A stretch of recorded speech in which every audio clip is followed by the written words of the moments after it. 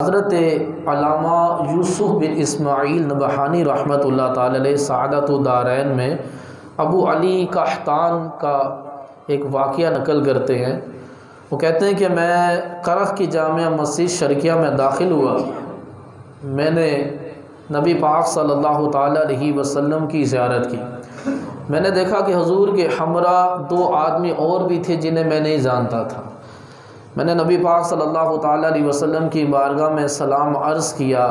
تو نبی پاک صلی اللہ تعالی علیہ وسلم نے چہرے کو پھیر لیا۔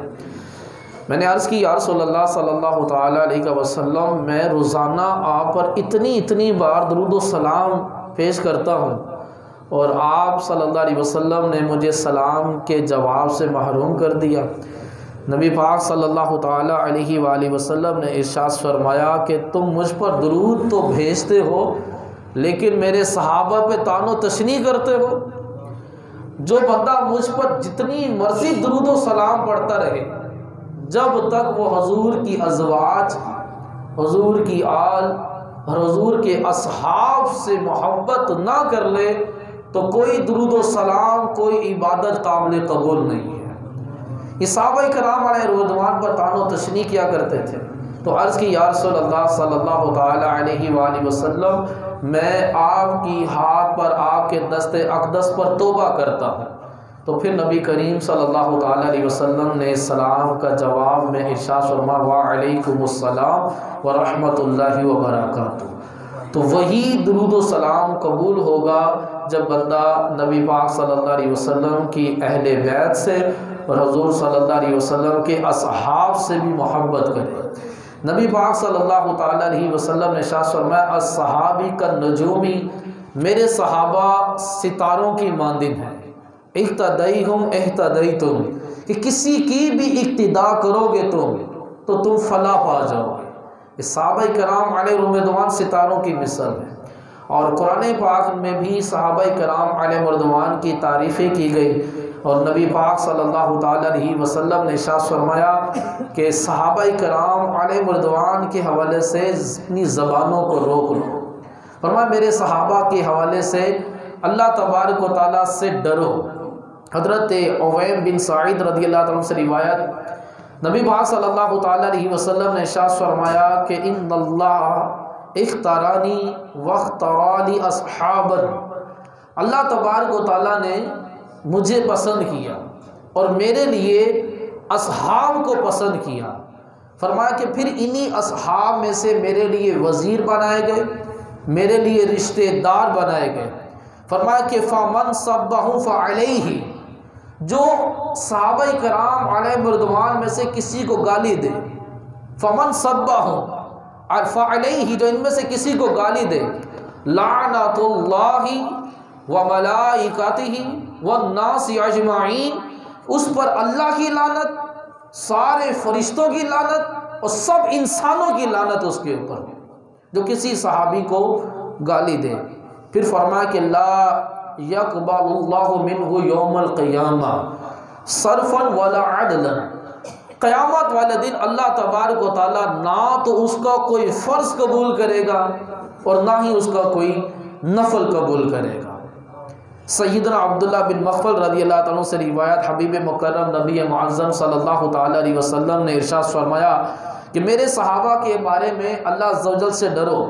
لا تتخذوہم عرضا من بعدی، میرے بعد ان پر الزام نہ لگاؤ، ان پر تہمت نہ لگاؤ۔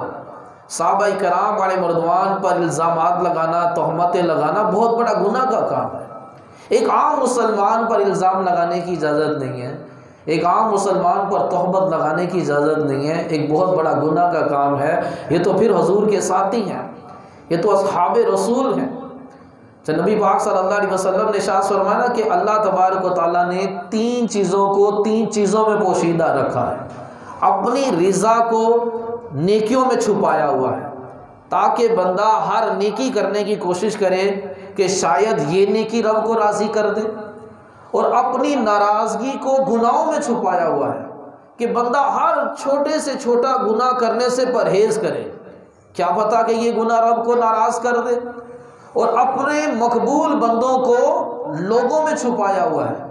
کہ ہر انسان کا احترام کرے، جس کی میں بے عزتی کر رہا ہوں، جس کو میں ذلیل کر رہا ہوں، جس کی میں دل آزاری کر رہا ہوں، ہو سکتا ہے کہ اللہ کا مقبول بندہ ہو۔ تو اللہ تبارک و تعالیٰ نے تین چیزوں کو تین میں چھپایا ہوا ہے تاکہ بندہ ڈرتا رہے۔ اب جیسے اللہ تبارک و تعالیٰ نے شب قدر کو چھپا دیا، شب قدر یعنی کہ کسی کوئی ایک رات ہے لیکن اس کو چھپا دیا کہ اس کو طاق راتوں میں تلاش کرو۔ اگر شب قدر کا تعین کر دیا جاتا، پتہ ہے کہ یہ شب قدر ہے، اس کے باوجود بندہ اس رات میں بھی گناہ کرتا تو اللہ کے غضب سے بچ نہیں سکتا تھا۔ جیسے بندے کو معلوم ہے کہ یہ مسجد حرام ہے، یہ حرم ہے، اس حصے میں کوئی غلطی نہیں کرنی، اگر غلطی کرے تو 1,00,000 کے برابر اس کو جو ہے وہ گناہ ملے گا۔ تو اسی طرح جن لوگوں کا ہمیں نہیں پتا، ہمیں ان کا احترام کرنا ہے، لیکن اصحاب رسول کے والے سے تو بتا دیا گیا کہ رضی اللہ تعالی عنہم و رضوا عنہ، کہ اللہ ان سے راضی، اللہ سے راضی ہے تو ان کا احترام تو واجب ہو گیا۔ ان کے حوالے سے اگر بندہ زبان درازی کرے گا تو اللہ تبارک و تعالیٰ کے غضب سے بچ نہیں سکے گا۔ اللہ کی، فرشتوں کی اور سارے انسانوں کی اس کے اوپر لعنت ہوگی۔ نبی پاک صلی اللہ تعالیٰ علیہ وسلم نے ارشاد فرمایا کہ میری محبت کی بنا پر ان سے محبت کرو۔ جس کو حضور سے محبت ہے تو پھر حضور کے اصحاب سے بھی محبت ہونی فرمائیے۔ فرمایا پس جس نے ان سے محبت کی اس نے مجھ سے محبت کی، جس نے ان سے بغض رکھا اس نے مجھ سے بغض رکھا۔ فرمایا کہ من آذاہم فقط آذانی، جس نے کسی صحابی کو اذیت دی اس نے مجھے اذیت دی۔ من آذانی فقط آذ اللہ، جس نے مجھے اذیت دی اس نے اللہ کو اذیت دی، جس نے اللہ کو اذیت دی ان قریب اللہ تبارک و تعالیٰ اس کی پکڑ فرمائے گا۔ نبی پاک صلی اللہ تعالیٰ علیہ وسلم نے ارشاد فرمایا کہ جس شخص کا اس حال میں انتقال ہوا کہ اس نے میرے صحابے پہ طعن و تشنیع نہیں کی،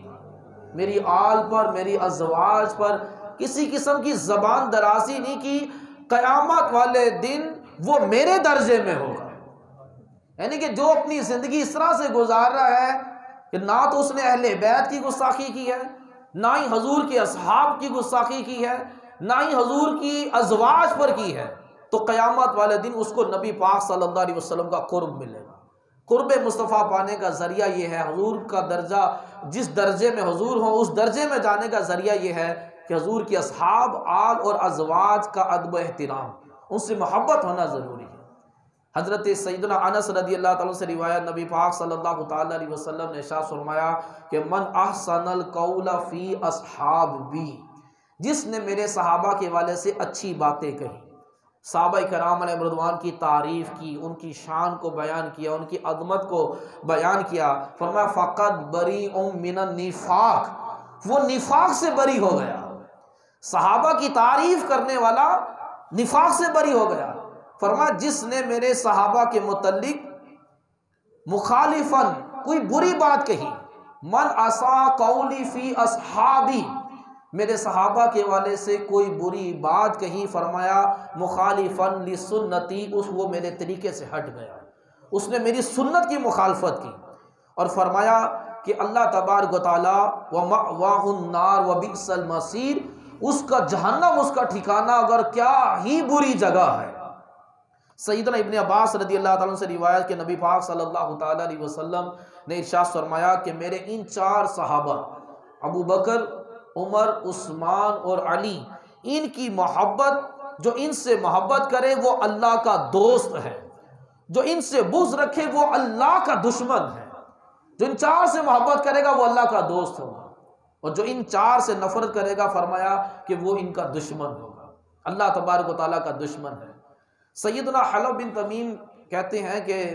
حضرت سیدنا ابو الحسیب بشیر رحمۃ اللہ تعالیٰ نے فرمایا کہ ہم تجارت کیا کرتے تھے اور بہت زیادہ مال تھا، ہر طرح کی آسائش تھی اور اکثر ایران آنا جانا رہتا تھا۔ تو ایک مرتبہ میرے پاس ایک شخص آیا کہ مسافر خانے میں ایک شخص کی لاش پڑی ہوئی ہے، کوئی بھی اس کا وارث نہیں ہے۔ کہتے میں مسافر خانے میں گیا تو وہاں پر ایک شخص مرا پڑا تھا، میں نے اس پر چادر ڈال دی۔ لوگوں نے بتایا کہ یہ بہت نیک عبادت گزار، لیکن آج اس کو کفن تک میسر نہیں۔ کہتے میں نے کسی کو پیسے دیے، ایک کفن لینے چلا گیا اور کچھ لوگ قبر کھودنے میں مصروف ہو گئے۔ اتنے میں وہ جو مردہ جو تھا وہ اٹھ بیٹھا اور ہائے آگ، ہائے ہلاکت، ہائے بربادی، اور اس کے اوپر اس کے پیٹ پر اینٹیں گر پڑی۔ تو سب لوگ ڈر کر بھاگے اور میں نے اس کا ہاتھ پکڑا کہ تو کون ہے، تیرا کیا معاملہ ہے؟ وہ کہنے لگا کہ میں نیک بہت زیادہ عبادت گزار تو تھا، عبادت تو کیا کرتا تھا، لیکن میری بدبختی، میری بدقسمتی کہ میں ایسے برے لوگوں کی صحبت میں بیٹھتا تھا کہ جو ابو بکر اور عمر کو گالیاں نکالا کرتے تھے۔ ان برے کی صحبت کی بنا پر میری زبان سے بھی شیخین کی شان میں گالیاں اور گستاخانہ جملے نکل گئے، اور جب میری موت آئی تو مجھے گھسیڑ کر جہنم کی طرف لے جایا گیا جہاں آگ بھڑک رہی تھی، تو مجھے بتایا گیا کہ ان قریب تجھے پھر زندہ کیا جائے گا تاکہ تیرے ساتھیوں کے لیے تو عبرت بنے، تو ان کو بتائے کہ تیرا کیا انجام ہے، تاکہ ان کو بھی پتا چلے کہ جو صحابہ کو گالیاں نکالتا ہے اس کا بھی یہی انجام ہوگا، اس لیے مجھے زندہ کیا گیا۔ کہتے ہیں اس کو دوبارہ اس کی موت آ گئی، اتنے میں وہ بندہ کفن لے کر آ گیا، تو میں نے کفن واپس لے لیا کہ میں ایسے بندے کو کفن نہیں دوں گا کہ جو شیخین کو گالیاں نکالتا ہو۔ تو ابو بکر صدیق رضی اللہ تعالیٰ عنہ اور فاروق اعظم رضی اللہ تعالیٰ عنہ کو برا بلا کہنے والا، اس کی تو آخرت بالکل برباد ہے۔ یہ اللہ تعالیٰ کے وہ مقبول بندے ہیں جن کے حوالے سے قرآن کہہ رہا ہے اِذْ يَقُولُ لِصَاحِبِهِ لَا تَحْزَنْ إِنَّ اللَّهَ مَعَنَا،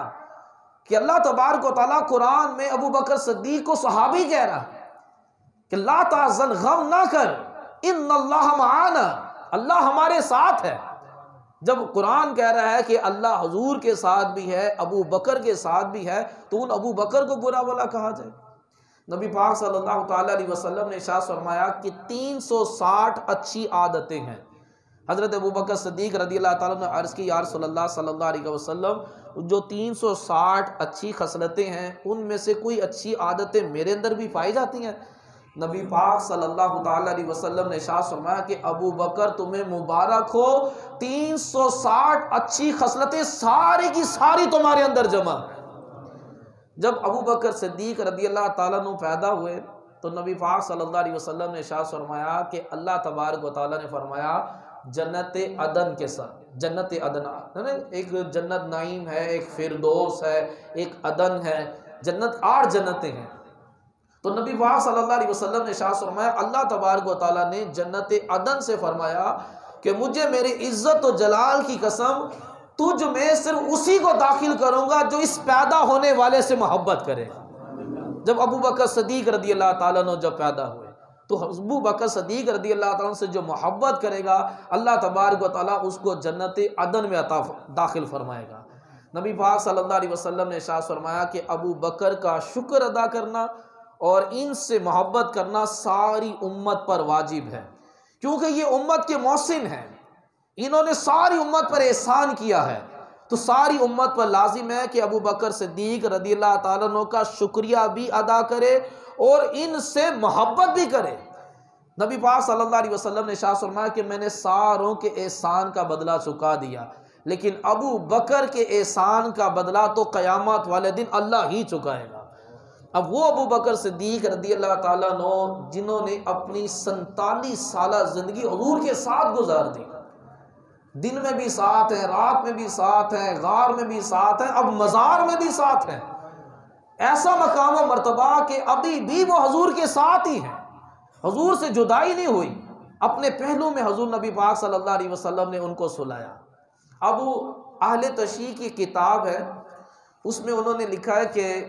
امام حسین رضی اللہ تعالیٰ عنہ کا جو جہاں پر مزار ہے، اس کتاب میں لکھا ہے کہ آپ کے مزار کے ارد گرد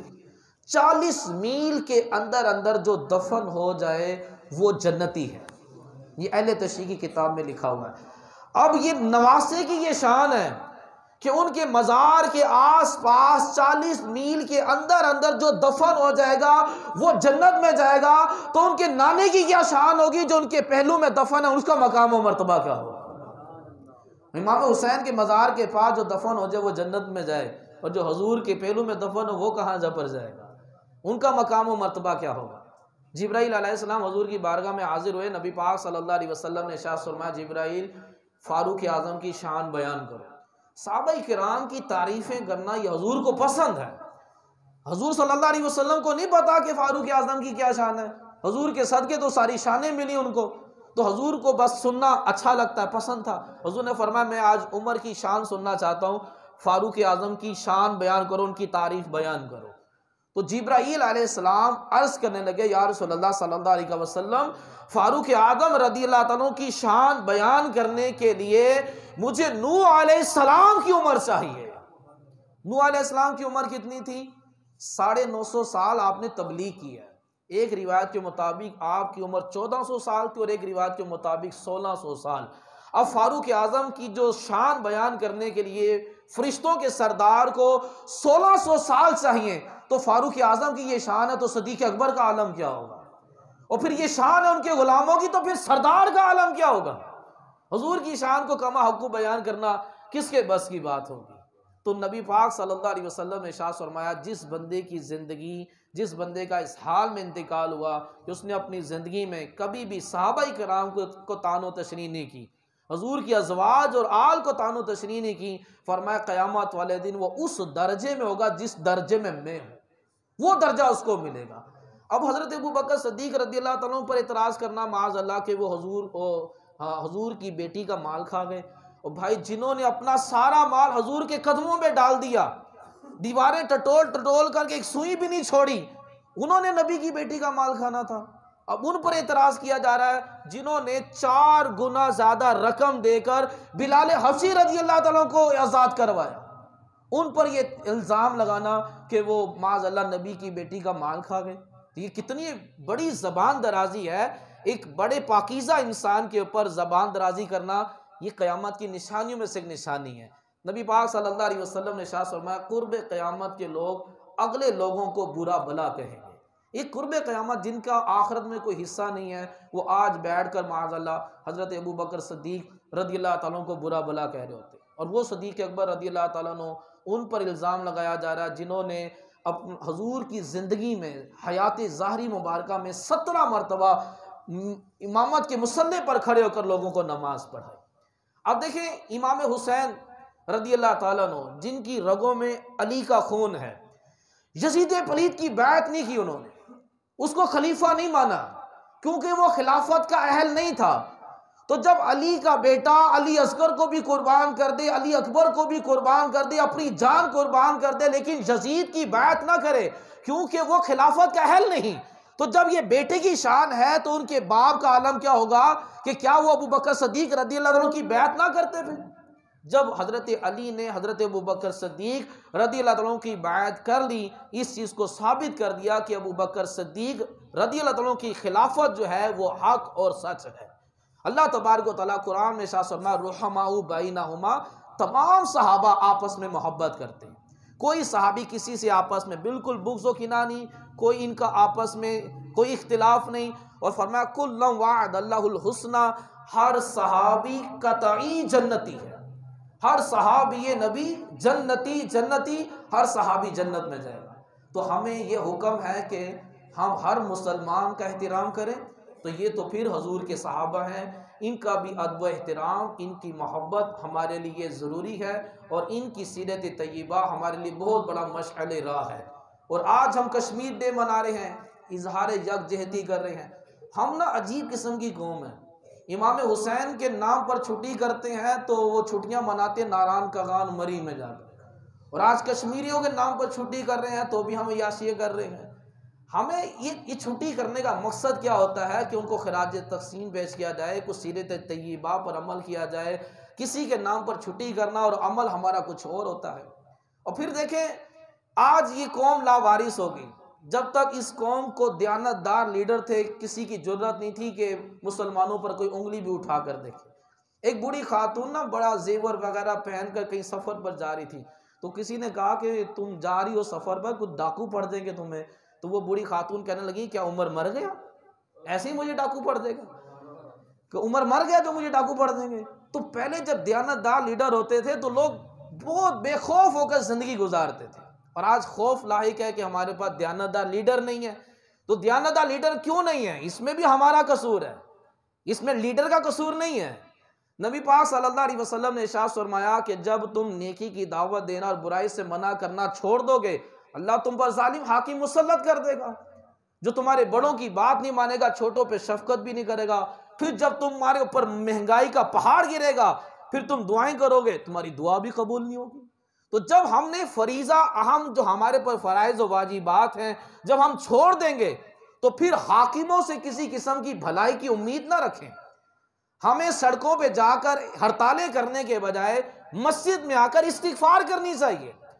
حضور نے فرمایا جب مسجد میں آ کر استغفار کرو گے اللہ تعالیٰ تم پر رحم دل حکمران دے گا، وہ تم پر رحم کریں گے۔ اور جب اگر تم جا کر ہڑتالیں کرو گے وہ حاکم یا تو مر جائے گا یا بدل جائے گا، اس کے بعد جو حاکم آئے گا وہ اس سے بھی بڑا ظالم ہوگا۔ تو نہ تو آپ حاکم بدلنے کی کوشش نہ کریں، ٹائر نہ جلائیں، ہڑتالیں سڑکوں پہ نہ جائیں، اس کو قتل نہ کریں، اس کو بددعا دے کر اس کو مارے نہ۔